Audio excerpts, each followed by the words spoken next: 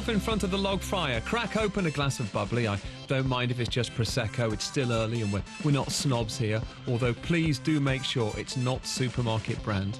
And prepare to put your feet up, open thine ears and enjoy what may become, depending on contracts, an annual Christmas tradition, as we chart the year. And we've reached the top 10, and at 10, exactly a year ago, tired of Simon Cowell's dominance of the charts, the British public rebelled and snatched the Christmas #1 away from his X Factor puppets. That victory ensured that Simon Cowell and his manufactured pop acts would never, ever have a Christmas #1 again. Oh, no. Hang on. Number 10. I won't do what you tell me! I won't do what you tell me! I won't do what you tell me! I won't do what you tell me! I won't do what you Get rid of it. Sorry, we needed to get rid of that because that suddenly turned into something we were not... we were expecting it and asked them not to do it, and they did it anyway. So by Joe's records, it's 3 minutes... It's 3 minutes past 9. Funny. Simon Cowell's dominance of the Christmas pop charts after 4 years in a row ended when X Factor winner Joe McElderry was beaten to the #1 slot by 1990s rap metal band Rage Against the Machine.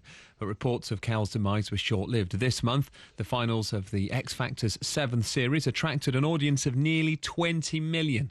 Panellist Cheryl Cole became the nation's sweetheart, and Cowell is set to launch an American version next year. This seems like a story tailor-made for the man who spent the last year editing Heat magazine, Sam Delaney. Yeah, it really made big inroads to the onward march of Simon Cowell's empire, the Rage Against the Machine campaign. They must feel very proud. I remember seeing the guy who was behind it, who dreamt the whole Facebook group up last year, kind of, being happy and smug about his victory on BBC News, and he said, well, what gave me the idea was when I was growing up, the Christmas charts was a really big deal and everyone would speculate about who was getting to the #1, and I just felt in recent years with the X Factor it had lost a bit of edge. Yeah, it had lost a bit of edge. Not like those halcyon days when Mr. Blobby and Bob the Builder got Christmas #1. Real credible acts who paid their dues on the pub circuit. Now it's just someone who's worked their way up on a live television show judged by millions of people democratically and earned the right to release a song.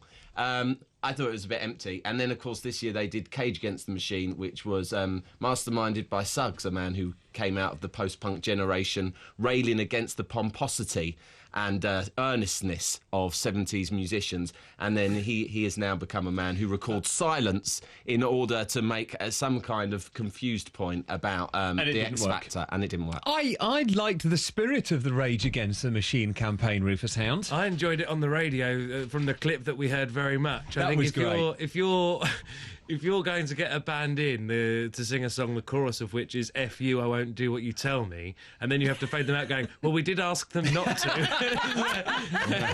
You haven't really thought it through, have you? I mean, the other thing that was soul-destroying about it was the realisation that Simon Cowell's record company is established under Sony, and the publishing rights to Rage Against the Machine were owned by Sony.